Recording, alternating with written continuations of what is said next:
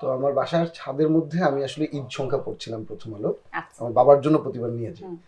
তো পড়তে পড়তে এই গল্পটা আমার আসলে দম বন্ধ হয়ে আসে গল্পটা পড়তে পড়তে, এবং আমি খুব ইমোশনাল হয়ে যাই। তখন আমার মনে হয় যে সমস্ত গল্প যেগুলো নিয়ে ভাবছিলাম, এই গল্পটা যদি না করতে পারি তাহলে নির্মাতা হিসেবে মানে থাকে না যে কোনো গল্প এমনভাবে স্ট্রাইক করে যেখান থেকে বের হওয়া যায় না। উনি যেরকম 84 ডেজ এরকম আটকা ছিল, আমি এই গল্পের মধ্যে আটকা পড়ে গেলাম।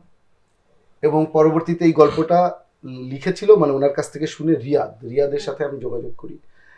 তারপর তার সাথে আমার পরিচয় হয়, তাকে বাসায় ডেকে নিই, সারাদিন আড্ডা দিই।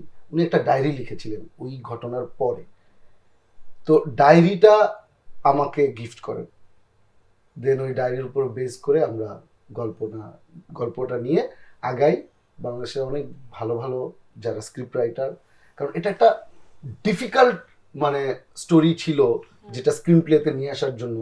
ইনফ্যাক্ট এটা আসলে বানানো পসিবল কিনা, এইটা বাংলাদেশে প্রোডাকশন করা পসিবল কিনা, বাংলাদেশে কোনো মানে মানে এই প্রযোজনা করা যাবে কিনা, এত ইন্টারন্যাশনাল ফিল্ম অথবা এত ইন্টারন্যাশনাল স্পেসে কাজ করতে হবে, এত চ্যালেঞ্জের মধ্যে দিয়ে কাজ করতে হবে।